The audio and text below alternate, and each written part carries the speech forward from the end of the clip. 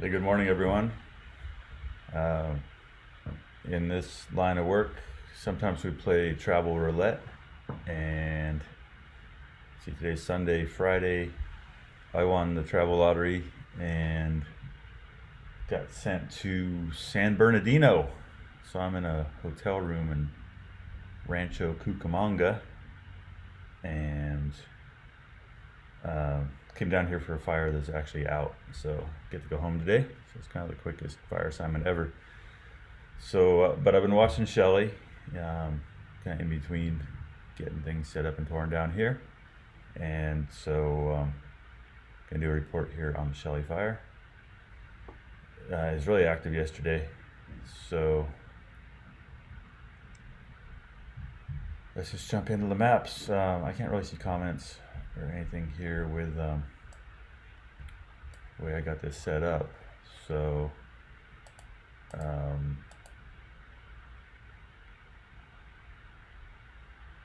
I'm just gonna assume that it's working, and if it's not, what can you do?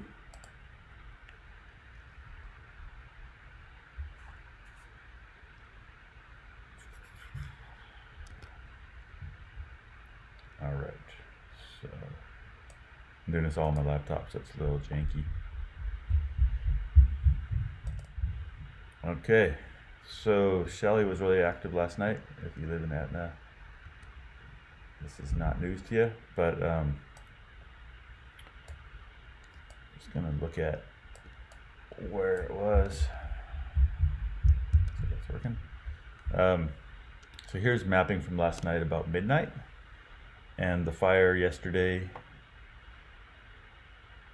For the last several days, almost 4 days really, it's been burning. It burned out of Kidder Creek and it's been burning down into Patterson Creek. So just for orientation, here's Etna over here on the left, and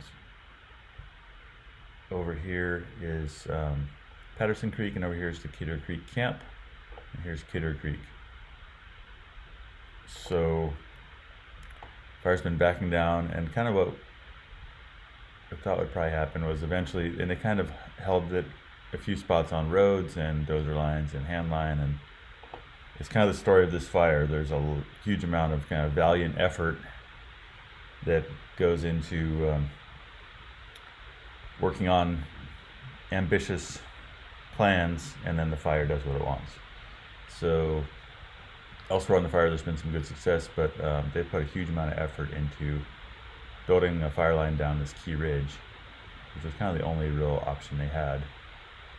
But it's really hard, like as we've talked about, it's really hard to hold a dozer line during critical fire weather conditions unless you can fire it on your own terms before the fire gets there. And they didn't have the weather window. They needed a south wind to fire this ridge above Patterson, and they didn't get their chance. And the fire yesterday crossed Patterson and made a hard slope driven run up at the line and over the line. So last night on the webcams, and also really dramatically from the valley, you could see the fire pushing downhill here towards Etna. So here's as of midnight, and the fire didn't move a lot more after midnight. It was active all night, but it's what we've seen for the last several days. These fires backing downhill, they don't really scream downhill. So here's Etna. Fire is still a couple miles away. It's 3 air miles from Etna. So we're kind of in the same predicament here that we were in with the fire backing down into Patterson, is that on this steep ground under these critical conditions, it's really hard to hold even a backing fire like it's on steep ground. Like, you can put in mid-slope lines, and then the fire rolls over them, dead and down material, rolling logs, rounds of firewood, whatever, burning chunks of stumps. Fire's going to keep moving downhill, and they're going to likely engage it at the very base of the hill here. They're going to engage it as much as they can on its way there, but it's going to keep spreading downhill unless we get, you know, a massive, great thunder shower on it. So there's some interesting things here going on management-wise. Okay, so white is dozer line that's been completed. Blue is little chunks of hand line. So that's the situation on the Patterson side. Going to kind of north up view here. Here's Greenview. Here's Kidder Creek. Here's Mill Creek. The fire really hasn't moved very much here in Kidder Creek over the past 5 days, almost a week, where it's really been cooling off along this ridge line between Kidder Creek and Mill Creek. But however, the fire did become established here better in Upper Kidder Creek, and day before yesterday squirted up over the top and into Mill Creek. And so they've been bombing this heavily with tankers and helicopters, trying to check this spread. But as we've seen before in this steep ground, very difficult for them to hold that. And even on a small scale, you see like when a fire kind of backs downhill and then establishes itself, it can run back up the slope, roll out, run up. So we'll keep seeing that back here. It'll roll out, it'll burn back up on itself. As we've said before, like it's a lot to expect that this fire is not going to continue to kind of chunk its way across here, especially now. They've had in North Ops, they've had kind of unlimited access to aircraft, and now we've got a whole bunch of new starts. Kern County, we'll look around, and lightning's going to bring more. So between that and smoke and the terrain, it's a tall order to believe that we're going to put this part of the fire out with aircraft, and it's difficult ground for crews. There's been a lot of work here in Kidder Creek, near the Kidder Creek trailhead, at trying to hold the fire from spreading up canyon here. And you can see from this red that the fire is pretty well established in here, and they're not going to pick this up with direct attack. So this fire is going to continue to spread up Kidder Creek. It's going to continue to come over into Mill Creek, and that's just we're kind of on this slow motion progression here, but barring, you know, a big rainstorm or something, fire is going to continue to move up, and it's going to continue to be challenging for them to keep it out of Mill Creek, or from becoming better established in Mill Creek. So there's dozer line up the ridge between Shackleford and Mill Creek. They're looking out farther at a lot of kind of potential places to put fire line, but as we've been saying, unless you can do a firing operation on a ridgetop fuel break like this, dozer line, it's not going to hold a fire. And right now the conditions are so hot and dry and unstable that no one wants to go out here and light this on fire and then have it spot over and come down and burn into Quartz Valley or anything else. So there's been a little bit of firing done on this fire overall, but very little, and that's just because the conditions aren't conducive to holding a good backfire.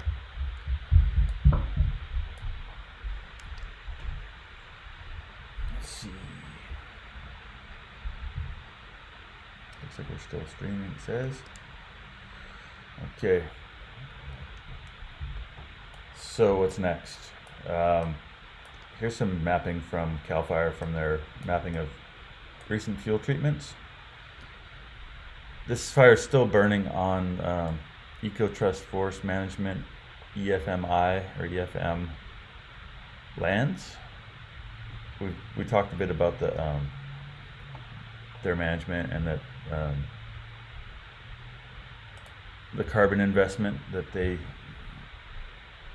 this whole purple area they've put into, they've sold carbon credits, and those are still continuing to get smoked.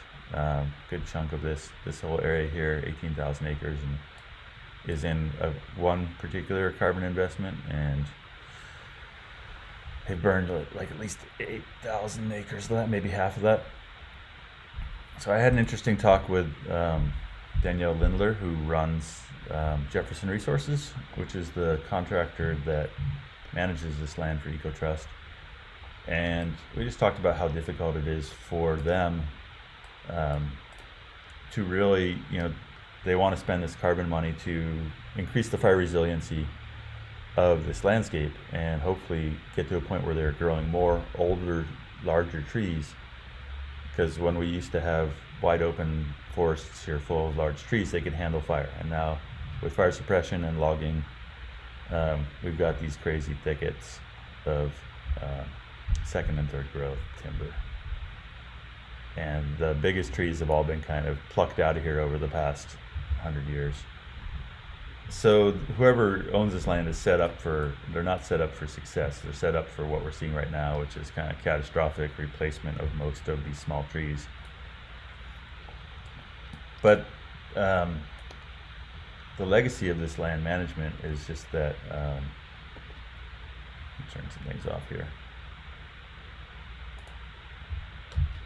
We've got all these roads that they built to log this originally that are narrow, and that the way they switch back and everything, you can't drive a chip truck up into this land if you want to come up here and like bring in it. Traditionally, for thinning, we would drag all the logs to a landing and ship them in a giant chipper and put them in trucks and haul them to a plant where they can be burned for energy.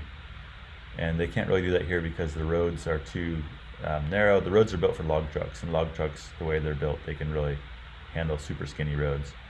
So for chipping, you need big landing, you need a place you can turn around, a semi truck. This landscape is not set up for that. And so what Danielle said is that they originally got grant money here to do ridgetop fuel breaks, and the logistics made it impossible for them to really do that. So instead they focused on places they had access and closer to the community, which is great. So you can see here, as we get down kind of towards Greenview, how open the forest is. So they came in here with machines and they did a super heavy thinning and cleaned up a lot of the surface fuels, and they've piled and burned. And so it'll be interesting as the fire gets down there to see how the fire behavior changes. We all expect that when it gets to a thinned area, it will behave itself and it won't have crown fires and stuff. But what we've also seen is that in some places where you thin heavily, you let in all this sunlight and you let in wind, and you can grow a bunch of grass. And if you don't have resources available, or if it's windy, spot fires can spread quickly in thinned areas. So they thinned this major road corridor here, which was super overgrown, and they recognize that this is not in a great location tactically to stop the fire. So it buys a lot of safety for firefighters who might be coming in here during the fire. But as we've said before, if the fire is well established in here, it might just roll right through this little narrow thinning belt, and debris might actually roll better through here since they've cleaned it all up and it's thin. Anyway, all this green has been thinned using forest health grant funds from the California Climate Initiative. So CAL FIRE grants basically have paid to do all this thinning along here. And so we'll see what happens when the fire does move through. But I still probably don't expect them to pick up this fire on this mid-slope line, just because of the way that fires work here in the Klamath. So it's nice to get some context from Danielle. I think she and I agree a lot on a lot of the kind of problems with the whole carbon credit scheme, which is basically that if you're incentivized to maximize the amount of carbon that you're going to store on a landscape, you're basically locked into forest structure that has too many trees per acre. And that it's kind of a creative way to raise money to do other projects. And so EcoTrust is all about trying to find ways to get other people to pay for management of their land, be it through grant funding or through selling carbon credits to far off polluters. All right, so that's what I got for you on this fire this morning. Like I said, these things are kind of like a slow motion train wreck where it might take a week for this fire to get down to the valley floor. It might take less, but it's headed there, and it's fairly likely that that's where it's going. All right, let's see if we can look at a couple webcams here. Some really dramatic footage last night of the fire kind of coming over the ridge there at Patterson and moving towards Etna. These cameras are really scary. The infrared makes it look like the end of the world, and it kind of exaggerates, like the flames were not, 1,000 feet tall.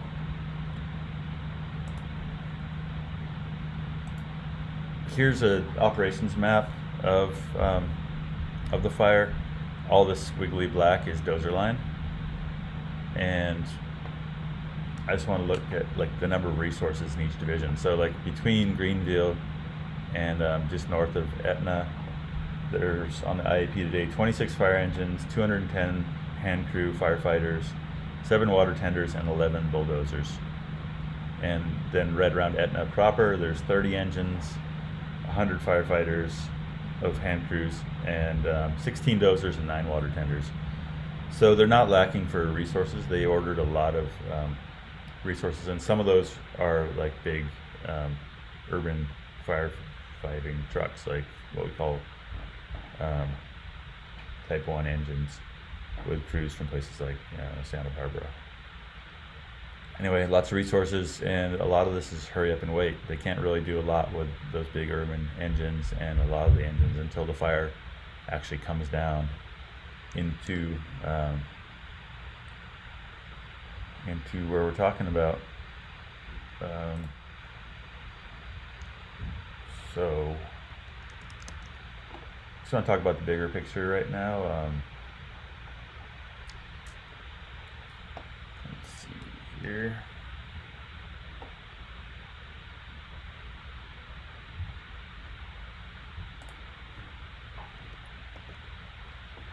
All right, so forecast for dry lightning today and tomorrow. And so far the monsoonal moisture, so what happens, kind of one thing that drives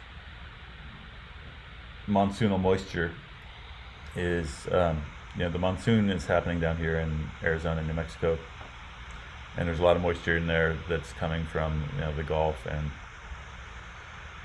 parts south. And when we get low pressure up here, we've had high pressure here that's been packed over Northern California, and that's kept our weather really stable.